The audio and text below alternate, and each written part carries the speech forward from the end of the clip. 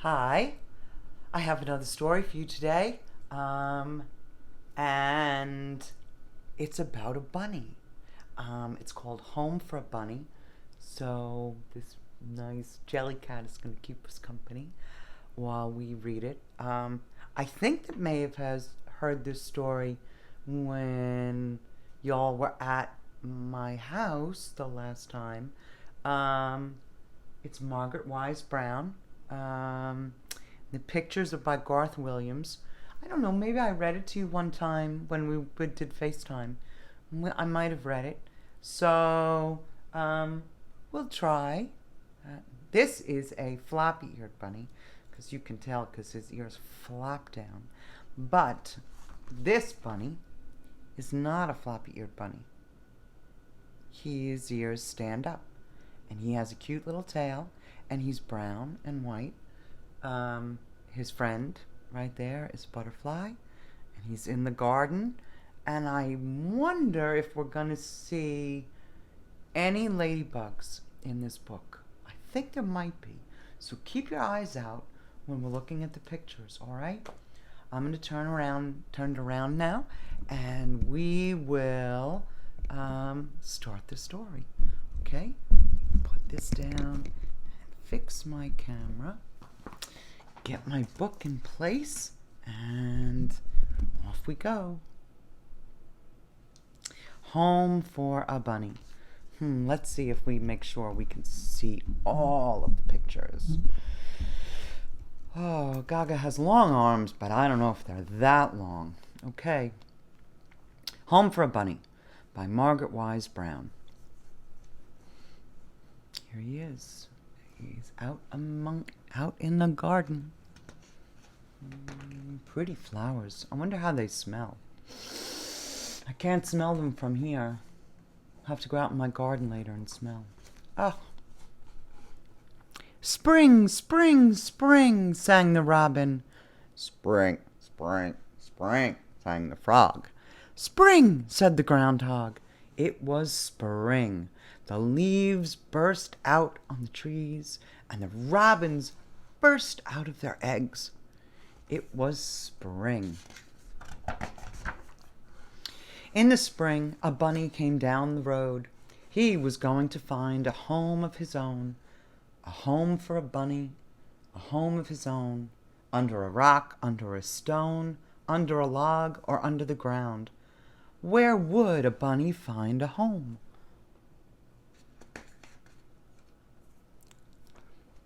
Turn the page. Where is your home? He asked the robin. Here, here, here, sang the robin. Here, in this nest is my home. Here, here, here, sang the little robins, who were about to fall out of the nest. Here is our home. Not for me, said the bunny. I would fall out of a nest. I would fall onto the ground. So he went on looking for a home. Where is your home? He asked the frog. Wog, wog, wog, sang the frog. Wog, wog, wog, under the water, down in the bog. Not for me, said the bunny. Under the water, I would drown in a bog.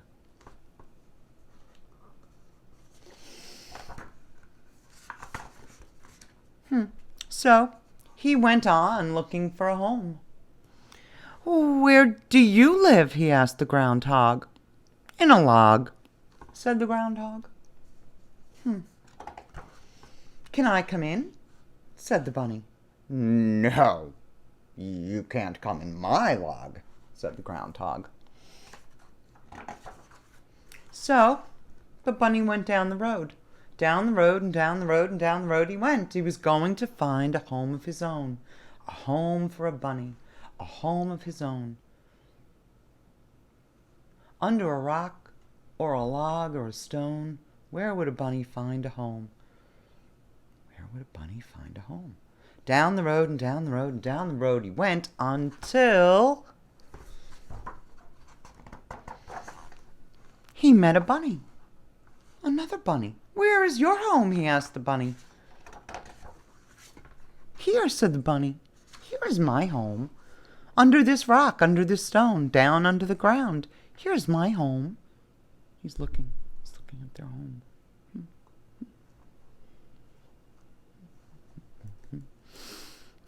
Can I come in? Said the bunny. Yes, said the bunny. And so he did. And that was his home. I didn't see any ladybugs. I just saw butterflies. We'll have to get a different one that has some ladybugs in it. All right. See you for another story another time. Let's turn it around. So, I could do another story right away, but, because that one was kind of short. I don't know if I have another kind of short one for you, though. Oh, well, you know what? This might be a good time to do the reason for a flower. Because this does have bugs and flowers in it. So that's kind of a theme. So we could read this one to Miss Flamingo. She's very beautiful. She's very interested in, you're very interested in bugs and flowers. I know. She likes to go in the garden sometimes. Sometimes she likes to stand over by the fountain because it reminds her of her friends at the zoo. Yeah, she's pretty terrific, actually. You think that Mr. Squirrel wants to hear this one. She thinks Mr. Squirrel might like to hear this too. Do you think should we ask him? Should we ask Mr. Squirrel if he wants to? Mr. Squirrel, would you like to have a story? Oh, I think he would. I think here he comes. Hey, Mr. Squirrel. Hey, here he is today. Oh, yeah. It's Maeve and Eloise. Yep. Can you wave to them? You can wave to them? Hi, everybody. You're very excited to see them? Oh, you're getting shy again? Or did you bump your eyeball? We're going to read the reason for a flower. He would like to stay. All right. You're going to sit on the other side so you can look at the pictures too, okay? All right, so he's going to go around and I'm going to turn the camera around and we'll see you on the other side. You want to push the button? You can try it. Here he goes. Push the button. You don't have that talent to push the button. Push that button. You have no fingers. Go around the other side. Here it goes.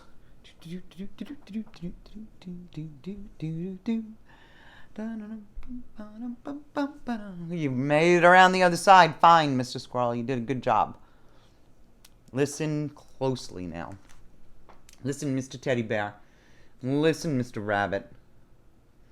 Everybody has to be paying attention now. All right. Mr. Mouse, sit up here with your cookie book. Okay. All right, the reason for a flower. Pretty flowers. These are geraniums. Here are some hummingbirds and a bumblebee. This one has become a plum. So, look at that. It starts out with a beautiful flower, and the petals fall off, and all of a sudden the fruit is there, and the fruit gets bigger and bigger and becomes a plum. Birds and bees.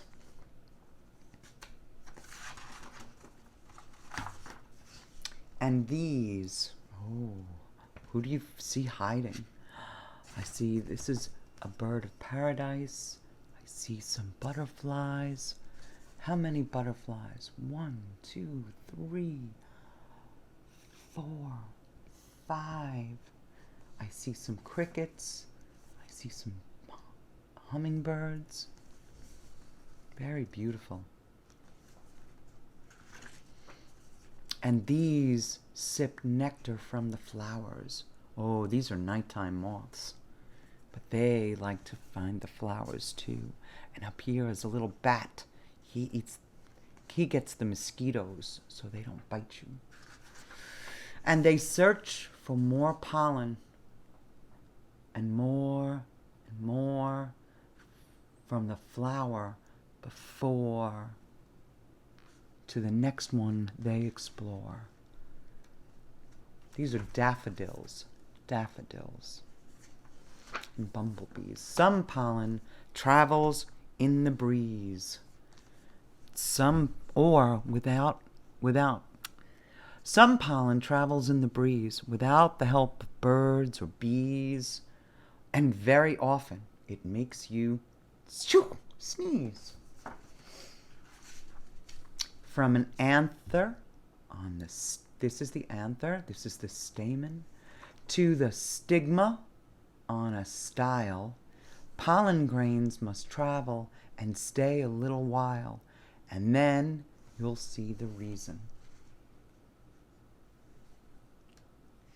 For each flower, even weeds, the reason for a flower is to manufacture.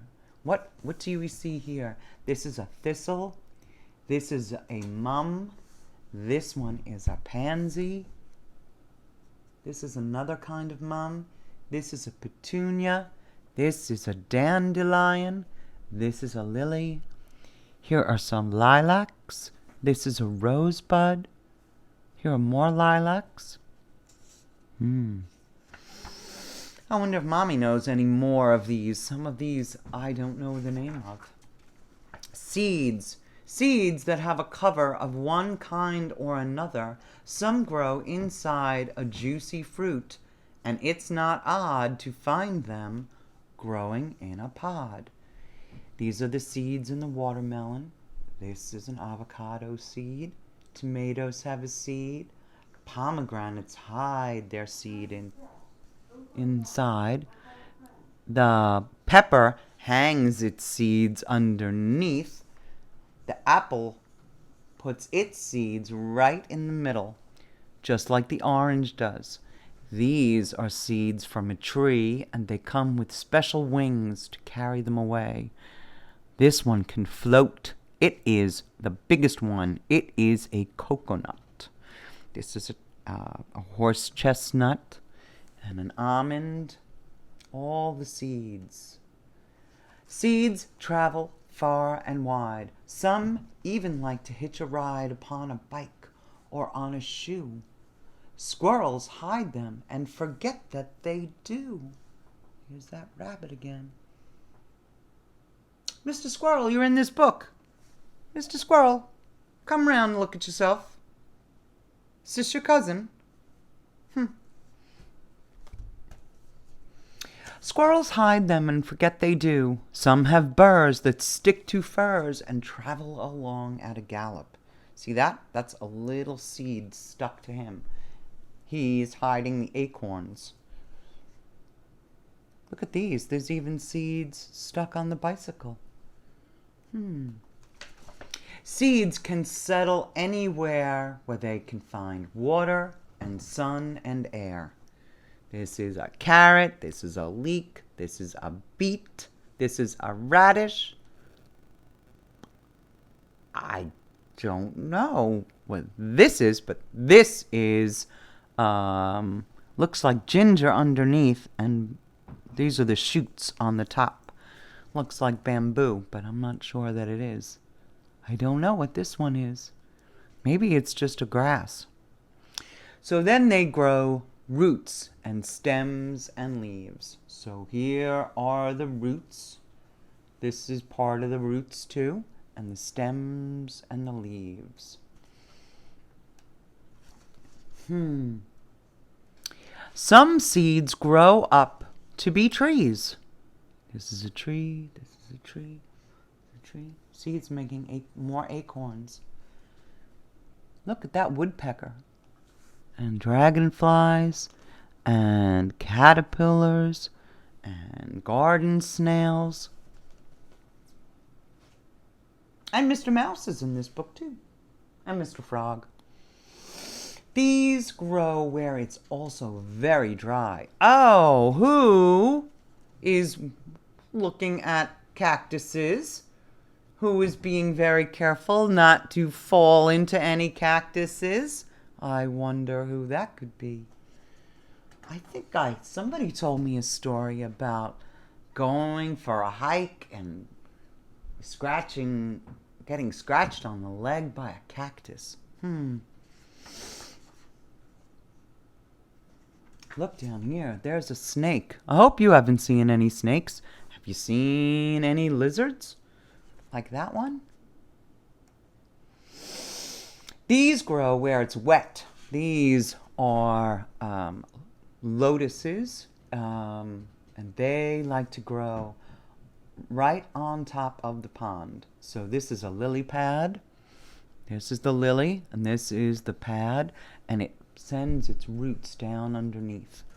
There's a frog, and there's the fish, and a turtle too, and some bugs.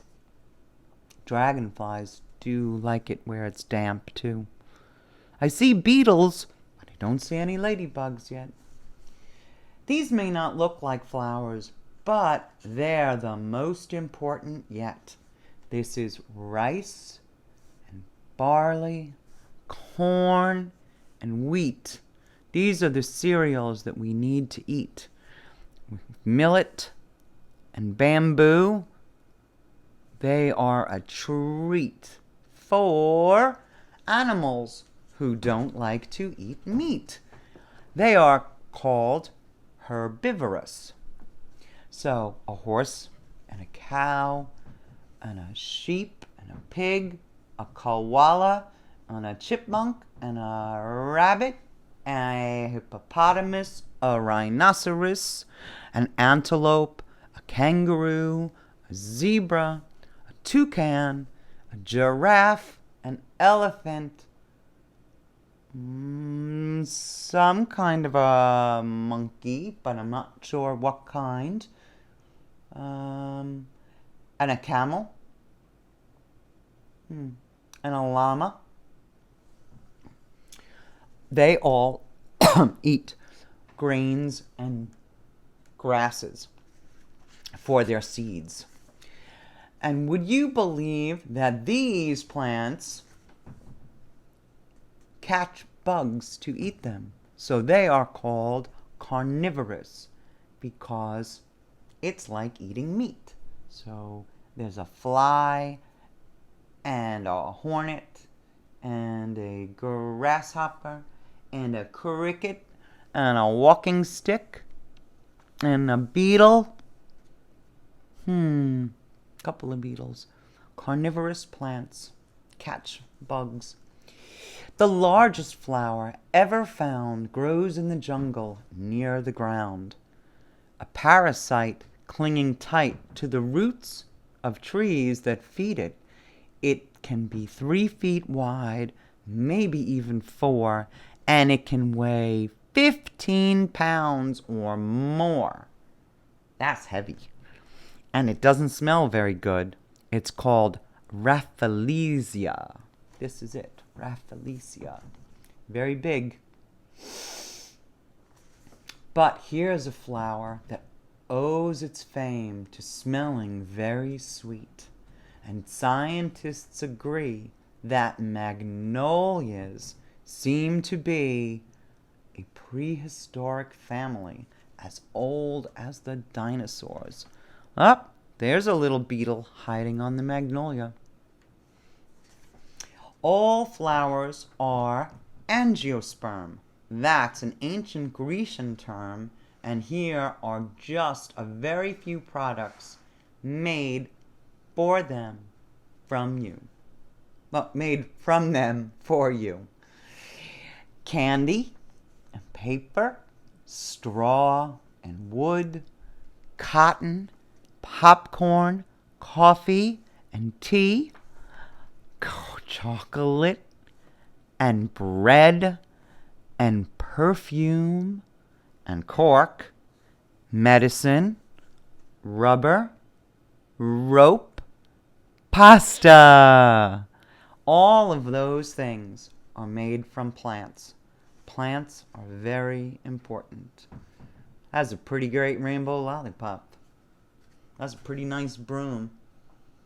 I think you all just had chocolate bread the other day. You had chocolate croissants, right? Pretty terrific. There it is. Plants that have no flowers are fascinating too. This one has become a plum. Okay, that was it. There were no bears in that book, Mr. Bear, but there certainly was a bunny. And there certainly was a mouse. Because, quite frankly, bears eat fish, so no. And here's Mr. Squirrel. Say goodbye today to Maeve and Eloise. Bye. You gonna miss them? We'll see them again soon. Okay, bye everybody.